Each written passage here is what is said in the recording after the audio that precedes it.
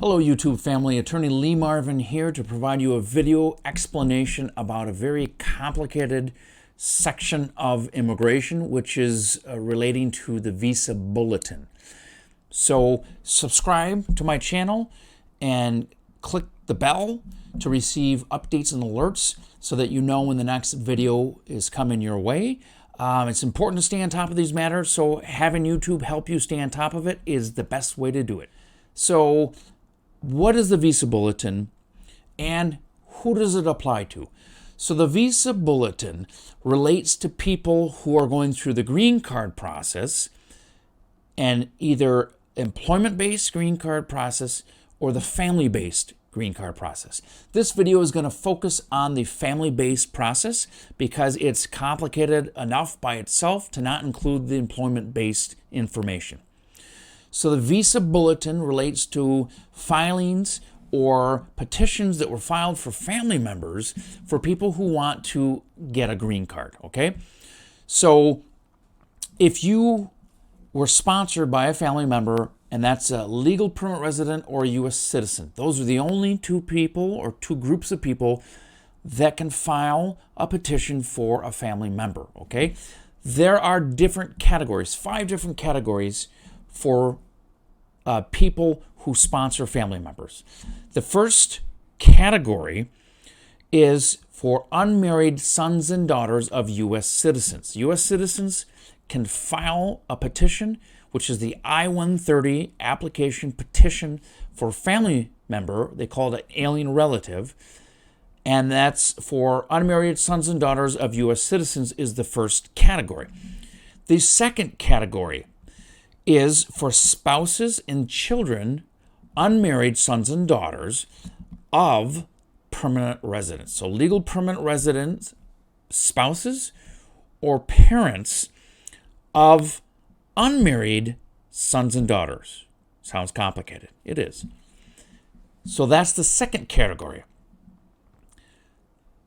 The third category, and that's broken up into 2 different categories as far as priority dates or dates for when you can move forward. So it's spouses and children of permanent residents or unmarried sons and daughters who are adults, 21 years or older, okay? So again, the first category is F1. Second category is broken into F2A and 2B, which relates to permanent residents and their family members. The third category are married sons and daughters of U.S. citizens. The fourth category, which is the bottom category, brothers and sisters of U.S. citizens. So that's what the Visa Bulletin applies to. So these family members in that category filed the petition for their alien relative, and that petition was approved by immigration and put in a waiting category for the visa to become available. So that's what the Visa Bulletin is, to show people when the visa is available so their family member can move forward with getting their green card. So in these categories, we're really talking about people who live overseas. So U.S. citizen or legal permanent resident sponsors a family member. That family member lives abroad, outside the United States, and you're waiting and waiting and waiting for the visa to be available to be able to get your green card, okay? So the different categories, that's what it applies to. Who does it not apply to? So again, I already told you that these categories are either family-based or employment-based, but it does not apply to immediate relatives. Immediate relatives are relatives of U.S. citizens who don't need to wait for a green card to become available to be able to move, for a visa to be available to move forward with the green card process. So that's basically spouses of U.S. citizens do not need to wait for a visa to be available. They just need to file, okay? So immediate relatives are very different. So U.S. citizens have immediate relatives. Legal permanent residents do not have immediate relatives. Legal permanent residents, they have to wait for these visas to be available, but that's not the case for citizens.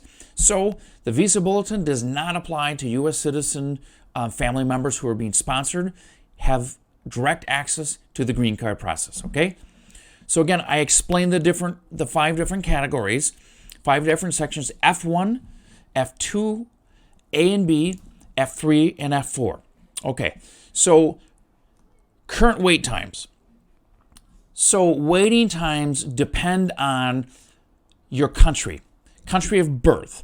So the chart basically takes all the available visas that are available every single year, and they break them up into the different sections, which are people in the Philippines, Mexico, India, China, and everyone else. So those different categories, again, 5 different categories for waiting period for the country of origin, okay? So you first have to look at the relationship with your sponsor, and then you got to look at the country of origin, okay? So each one of those different sections have different wait times, okay? So, for example, right now, waiting periods for people in, let's see, the general population of the world. So that's everyone except the 4 countries listed: China, India, Mexico, and the Philippines. They have different categories, different waiting periods for them. Everyone else is in the lump altogether category, and they have different waiting periods for those people, okay? So again, the F1 category, for example, for people in Mexico, right now the F1, which again, unmarried sons and daughters of U.S. citizens. Currently, immigration is processing petitions that were filed January 1st of 2003. That's how long it's taken for people who filed in January 1st of 2003 to be able to move forward with their green card request. So, priority date. The bulletin talks about a priority date. What they mean is when your family member filed your I-130 and when that I-130 was accepted, that is the priority date you are given. So when that priority date becomes current, meaning when the date is equal to this visa bulletin, that's when you're able to move forward. So in Mexico, currently, that F1 category, January 1st of 2003, those people right now, as of, well, next month, July is when this bulletin applies to, those people can finally move forward with their green card process, okay? So again, every category, you look at the chart, you find, the country, and you find the sponsorship level, and you go and you look at the date. And depending on what the date says in the visa bulletin, you compare that to your priority date from your I-130 approval. That is what tells you when you're able to move forward, okay? These dates change every month. The government issues new numbers and tells people, basically, it gives you a rough estimate of how long you're going to be waiting. Again, the categories have different wait times, and currently, let's see, what's changed in the last month, for example. So in the F1 category, people in Mexico are better off now than they were last month. The dates changed by 1 month. So those people are 1 month closer to being able to move forward with their process. So again, right now, January 1st of 2003 is the priority date that they're processing. It got better for China, for India, and everyone else, the general world population. That category, those categories got better too. They changed by a lot, by 8 months from the last visa bulletin. So those people are now 8 months closer to being able to move forward. So right now, September 1st of 2017 is the priority date that they're currently processing for moving forward. F2B category, it improved by 3 months for people in Mexico. Everyone else was pretty much the same. So right now, the priority date is the 1st of April of 2002. So if your date is on or after April 1st of 2002, it means you can finally move forward with your green card process. F3 category is improved for people in China, India, and the general world population by an entire month. Not too bad. So right now, the 1st of March of 2010 are the priority date petitions that are being processed by immigration. So the F4 category, which is the lowest category, which is the brothers and sisters of U.S. citizens, is become better not only for people in China and the general world by 1 month, but also better for people in Mexico by 15 days. Wow, crazy. Not a huge difference, but every bit helps. Every day is closer to your family members being able to move forward with their process. So in Mexico, the 15th of April of 2001 is what they're processing. And China and the rest of the world are the 1st of March of 2008. Again, I did not say the Philippines. The Philippines have not improved this monthly bulletin. They have not improved as far as their wait times. Be very careful in how you review these.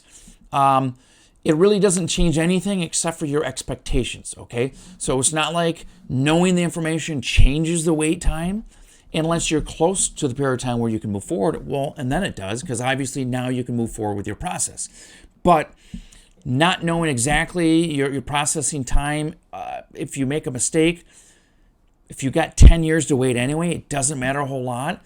But it is important to reach out to an immigration specialist like myself. I'm not an expert in this stuff. I do it all the time. So if you have questions, you want clarification, you want to know how this applies to you, reach out to us. Subscribe to my channel. Hit the alert so you get notices of video updates so you can stay on top of things. But again, check out our webpage, and you can call us, you can email us, you can actually have an appointment with me, actual me, and you don't just have to wait for videos, you can actually communicate with me directly. If that is important to you, if you need information, clarification, do not hesitate. This stuff is way too complicated for anyone to know how to do themselves. The government is designed that way, and the behavior of the government has made things more difficult. So they're not trending in the right directions. They're making things even more difficult and confusing, which is why you have to subscribe to my channel so you know how this stuff works, so you can move forward and help your family.